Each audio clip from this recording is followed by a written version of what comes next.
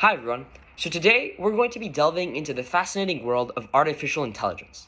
In particular, what we call deep learning, multi-layer perceptrons, and artificial neural networks.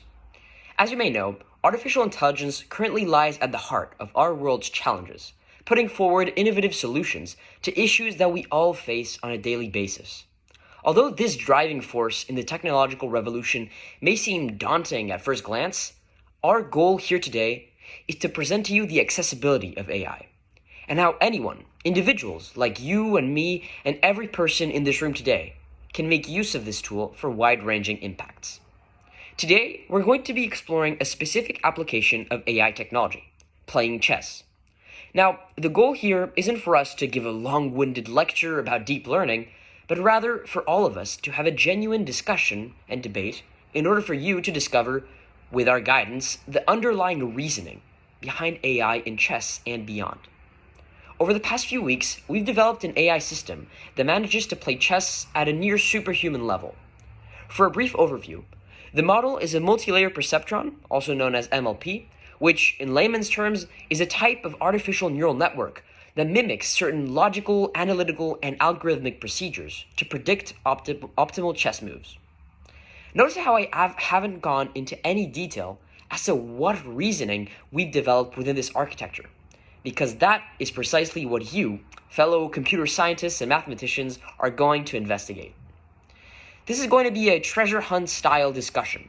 We've narrowed our AI model down to 5 core principles that are fundamental to its success, and it is up to you to explore what these are. Together, we'll be building an AI from scratch. Every time you figure a principle out, we'll be adding it to our neural network with hope that, eventually, it'll be able to compete with our model and win. Alright, so without further ado, let's start with a challenge. Let's first see how our AI fares against one of you.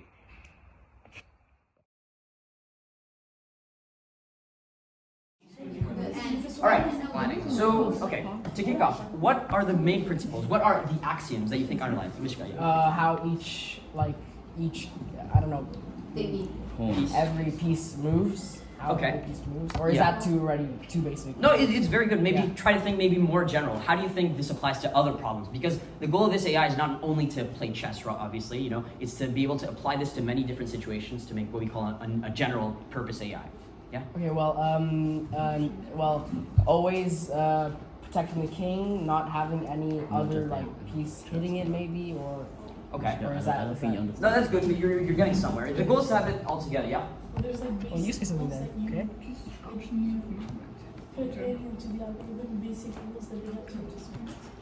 Okay. Yeah. So try to think about how you can add to that. Yeah. How many points? What's the cost of each piece? That's okay. That's you're getting there. Yeah, Victoria. How each possible game ends. Okay, Yes. exactly. That's good. That's where we got. So one of the first principles, one of the axioms that we want to get to, is what we call predictive analysis Transformation. and simulation. So that's exactly it. You want to be able to predict and simulate the possible moves so that you can rank them and then attribute a cost, as Helio said, to each of the different possibilities, and then you can just do the optimal one. It's the same thing as when you said a 6 is the best. If it's Exactly. 6, you win, and it's your win. So it's prediction. Yeah, exactly. All right. So do you have any other ideas? What do you think makes this AI so powerful? Opening books. What? Excuse me? Opening books. What? Opening what? Opening books. Opening books. Okay, yeah, that's a good one. But how do you think that relates to maybe other AIs that are applied to other problems? Just generally. Yes. It minimizes losses while trying to attack the opponents of getting Yep. lane. Absolutely. Okay. Yeah. Maybe it has some kind of logic built into it, it's just kind of does what's logical to do. Okay, yeah, so how do you think it builds up that logic? Because the goal of an AI is to Yeah. learn from itself, so maybe, yeah, But you're how? getting there, yeah, Helios? Maybe reacting to the position and which Yes. Okay. From where does it get that? From where does it get this Well, question? you can run on the AI, you can make it run thousands and thousands and thousands of games so that every time it loses, or at the beginning it's very ineffective. Yep. But every time you make a mistake, it's like, why did I do this mistake? And so how should I get better? So it does it like millions of times and Yeah. then it gets better. Absolutely. So yeah, that's a second very, very important principle that really underlies all different AI applications that you can think of. And it's the principle that data is king. You really want to use the most data you can, but you don't want to, well, there's other, more detailed situations where too much data is too, it's too specific to a certain situation. That's what we call overmapping. But yeah, in this case, absolutely, data is king. Do you have any comments or other ideas? So what do you think, if you were to play chess, what are the things you're thinking about to maximize your gains, to maximize your wins? All the different possibilities. All the different possibilities, yeah. Maybe danger, like in how many move the opponent can like take it. Yeah. Okay. Yeah. Prediction. Yeah. Maybe always trying to reach a goal or resolution to it. So Excuse me? a goal or resolution to the problem, which is to do checkmate, like trying to always find the best solution.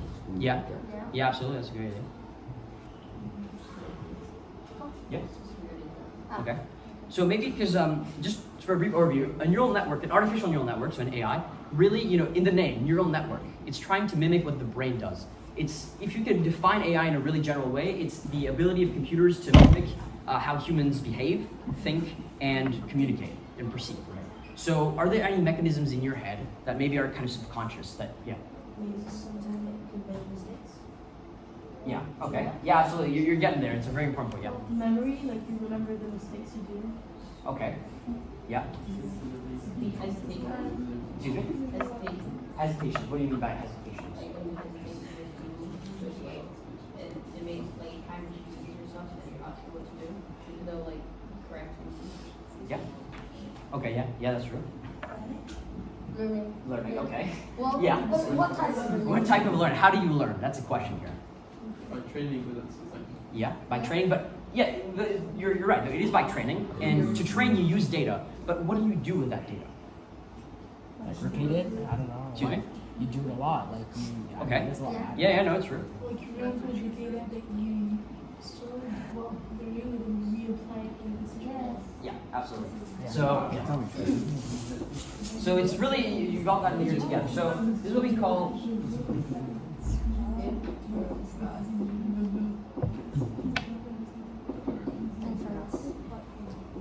So this is iterative pattern inference. So what that means is that you've got these patterns, you've got this data, right? And you're gonna wanna analyze it. And over time, so by different iterations, so it could be millions. In our case, it was around, I think, the database was around 50 to 100 million different, yeah, exact possibility. And you're gonna want to infer from those. You're gonna wanna see, oh, okay, in game number 600,000, for example, there was this move that made him lose. What can I do to learn from that? That's a very, very important point, and it's going to link to every other point that we get. So, do you have any other ideas? Do you have, yeah? One of them is like very simple. It's like a very big part of chess. Like everyone thinks about it when they play. Yeah, it's absolutely. So when you think of chess, how do you win? How do you lose?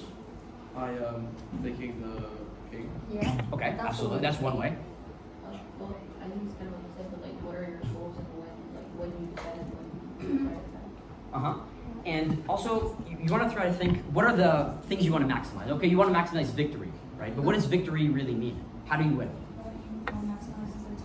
Yeah. Absolutely. That's the really a very, very important part, which is you want to optimize. Time efficiency.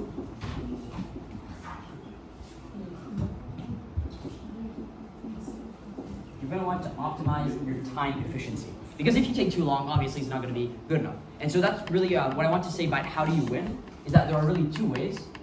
You want to be accurate, so there's accuracy, winning or losing, taking the queen, not taking the queen. But you also want to optimize efficiency. Because really those are really two very important parts that not only apply to chess, but every single application. Yeah. No, I'm just thinking, since it's AI, surely it doesn't have to worry about time efficiency since it always gets a response directly out Well, like a millisecond. yeah, but how is the timer going to be able to is it going to be too much moves? for Exactly, yeah. example? Maybe you don't want to look too far into the future because then there's, your prediction, you could lose efficiency on that time. You want to balance accuracy and efficiency. Because the more you want to maximize the accuracy, you're going to want to look into the future, like we do, right? when you're playing chess, you want to look maybe Predict. 3, 4, 5 moves ahead. If you look 25 moves ahead, you're going to lose it on time. That's just a fact. And so you want to find a balance between these two stuff. So yeah. Don't you also want to avoid the stalemate possibility? Absolutely, yeah, that's true. So, okay. What other let's try to think just in our heads, because think that the AI has started at none, right? Every time it's just very bad, and then every time it learns something new, it becomes better, just like us, okay? And we looked at 4 of the principles. There's really one more that we want to look at, and and try to maximize. So there's this one kind of overarches the whole theme of what we're looking at. So yeah, just try to look at the basic stuff, because this AI started at the basic stuff. And the goal in artificial intelligence also is to kind of take a step back and reflect on how we actually think, how we perceive, how we behave, not just at the high level, but also at the low level. So try to think, what are some other strategies? If you want, you can talk to your partner.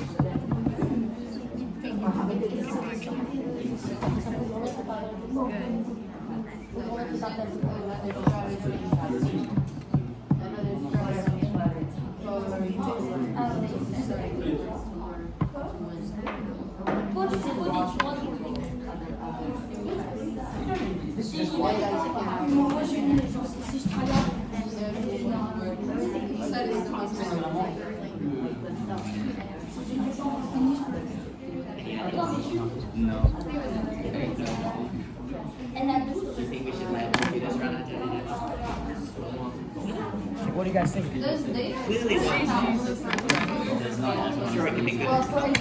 Yes, full artificial, but also intelligence in general.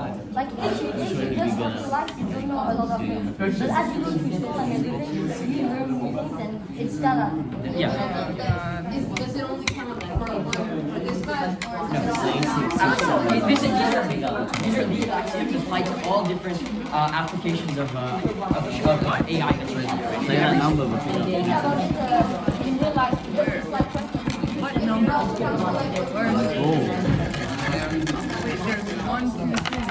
6279. All right, guys. So, do you have any more ideas? If you don't, we can move on to our next thing, and then we can come back to that. Oh, really? Good idea? All right. No problem.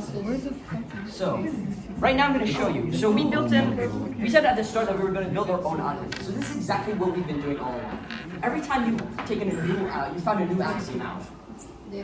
What we've done, right, is that we prepared a different AI that every time adds these principles to it, starting at nothing.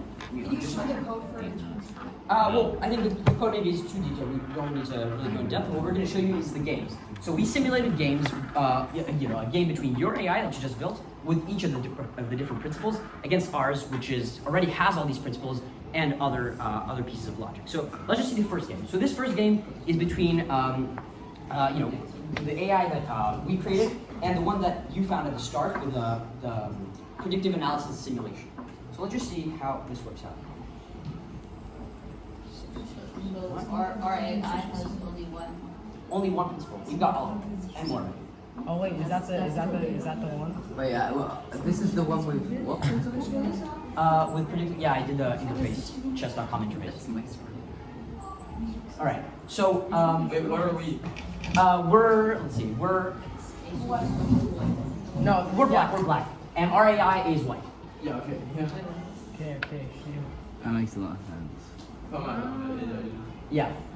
So you can see it blundered a few pieces, right? Right. It's really clear that it doesn't really know what it's doing, but it's still trying.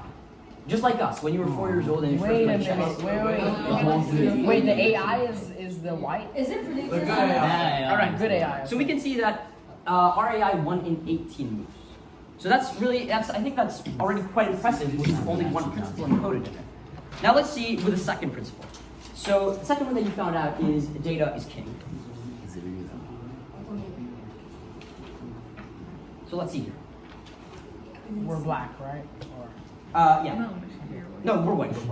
I switched up.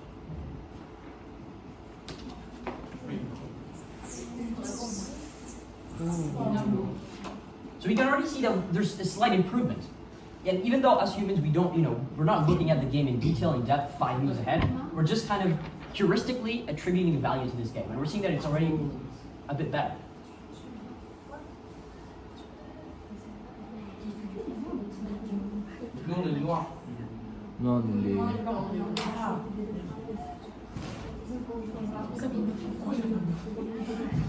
All right, now.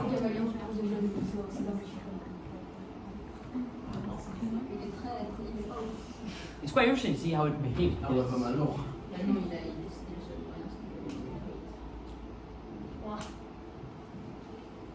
And Ooh. Oh no, he's trapping it. He's trapping it. yeah, so Is you're it gonna see now. predictive analysis and simulation enough? Because you just know what move is best because you know all this. No, because you don't have the data necessary. You don't have the other tools. You're not efficient in time. You're not efficient in terms of accuracy for data and all that stuff. They really have to come together. Wait, did These he are lose? really Did he lose? All right, so we see that this is 28 moves. So the first game, right? He wanted 18 moves. First game is 18 Are we moves. gonna win sometimes? Well, Yes. you're gonna see. At the end, maybe. 18 moves less. It depends. Yes, at the end maybe. Well, it depends. Depends on if the AI is capable of it. So, Okay, second game, 28 Yeah. moves lost. Okay, that's better. Yeah. second game, there's already clear improvement. 10 moves. Michael, is Yeah. it running live or is it I simulated it. Right, next. So this is with the third principle. So this is with time efficiency. Yep. Is it this once, or is it like 18 moves is the average? No, this is one single game. That's how you Oh, learn. it could be less, it could be more. It could be less, it could be more. Absolutely. All right, so We are who we're always white, right? no. This time we're black, Okay. and our AI is white. So this is with high efficiency. It's just like. Wait, what AI is the one that's with the So with the the three one facts? he got is The one is strong. The good AI The one is you always- built is black. The one you built is black. Okay. The stupid one there. Okay. It's getting much better. You can already see this. This is very clear. And this is really the beauty and the magic of AI. It's learning, it's intelligence. How you think, how you behave.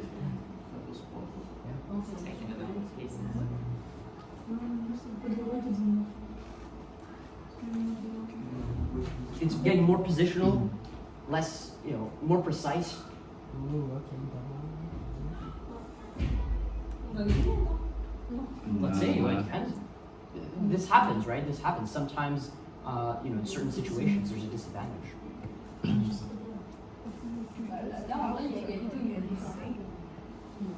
Yeah, but that's not the only heuristic that the AI analyzes. That's So there's like a margin of error. Like there won't always be. right. More. 40 moves. Wow. 40 moves. This is clear increase in growth. Now, let's look at the fourth game. If they like play like same values with like 2 games, it'll be the exact same. Same values, so same initial conditions. Like if we see, for example, like this game, Yeah. you do another game with you don't change anything in the code. Okay. Will it have the same? No, Will it do because the it's exact same learning. thing? No, it's not, because it's learning from it, including this. Right. It'll be similar. It's gonna be similar. Just like you and me and everyone. If I play a game against you, maybe I'm gonna play once and then 6 months later I'm not gonna, Right, the fourth game. So this is where you built right up. Yeah.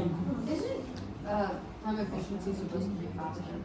But it's 40 moves. Well, because it's much harder to beat and it takes more time to beat someone. Yeah. Time efficiency in terms of all the other principles. How long do you take to think? How long do you take to act? Michael says it's a balance between accuracy and efficiency. Yeah. Like you cannot just go fully efficient and like do it in like 3 moves. It's not Absolutely. possible. So it needs to be a balance. Yeah.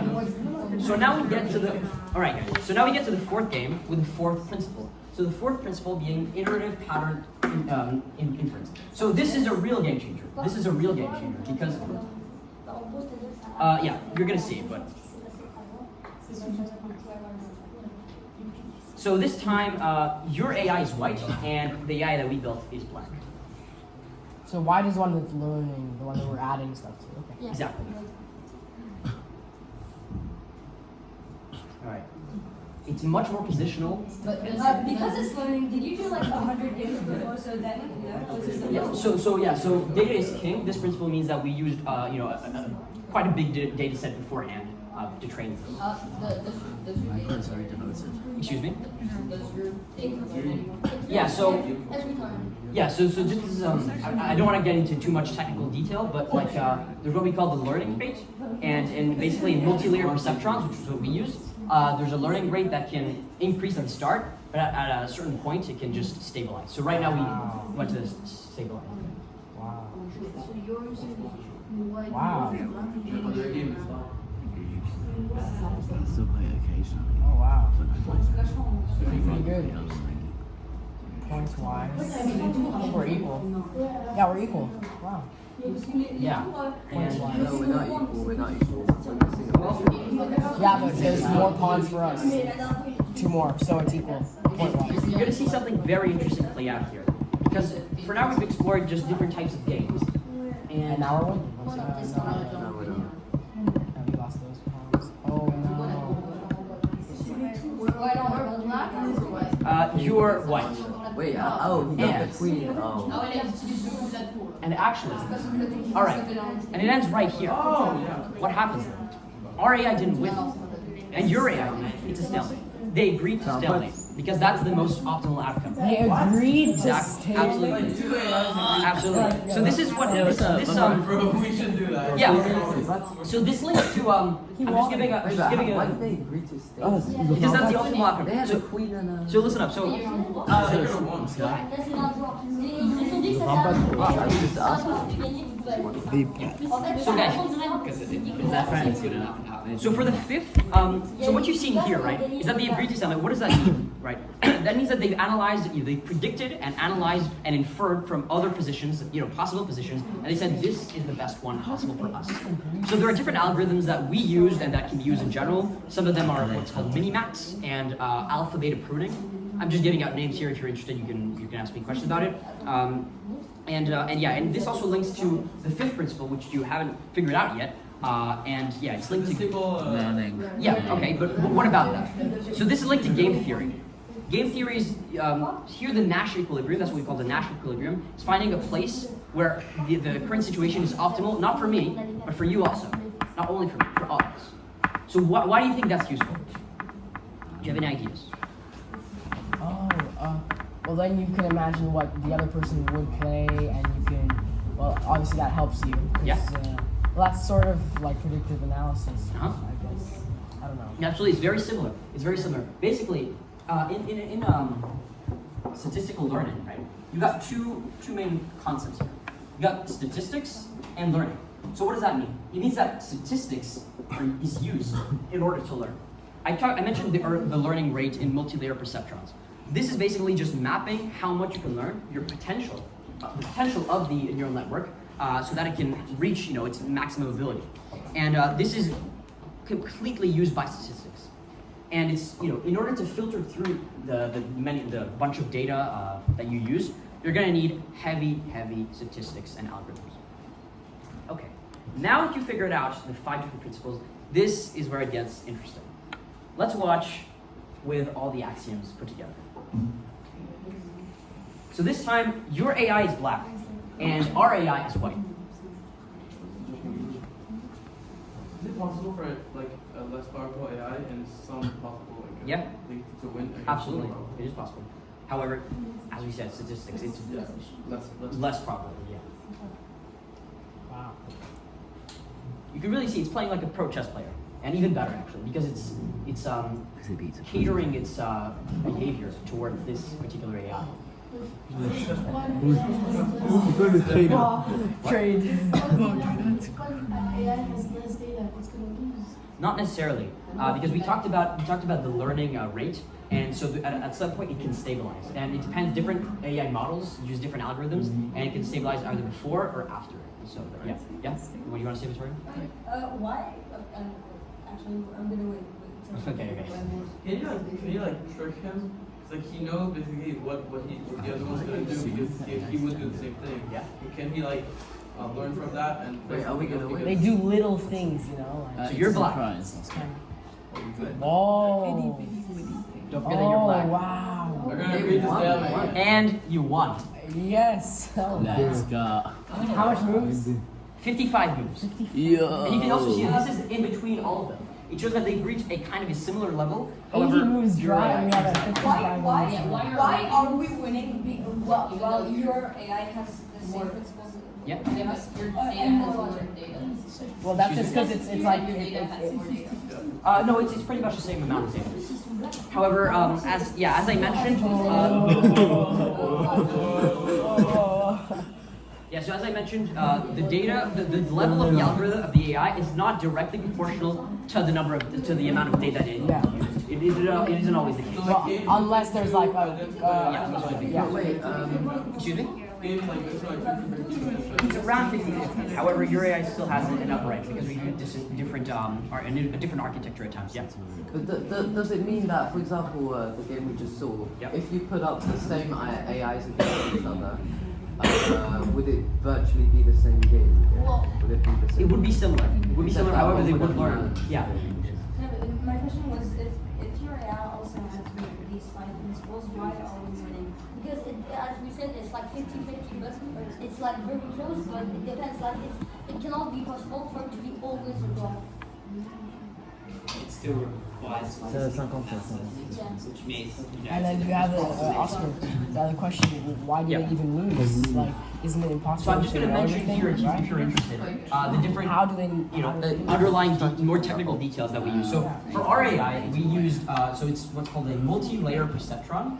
I'm not going to go into technical detail, and we use what's called Badenow attention, which is basically attributing attention to certain different factors to optimize your behavior. And then we also use, so this is the AI part, but we also use, as I mentioned, game theory. And, so we used, we calculated Nash equilibriums, and most importantly, we used what's called the minimax algorithm. And to optimize, so this is for accuracy, and for efficiency, we added alpha beta pruning, which basically just it cuts out possibilities that are too unrealistic and yeah. What's game theory? I'm not going to go into too much depth, but game theory is basically just the study of confrontational systems. So in this case, chess is obviously. Where? Here? what is Nash equilibrium? Nash equilibrium is just to find an equilibrium, an optimal game state. So it's a game state that's optimal for you, but also for me, even though we're playing against each other. I was just wondering, when you're making the AI, is there a lot of coding involved, or do you just like implement all those things? Yeah. So today, today there's a lot of libraries and different, useful methods that allow us to automate certain procedures. But the majority is still obviously programmed by us. Just for like a quick idea, I think the code here was around like 1,000 to 1,200 lines, and we still use some libraries just for data analysis.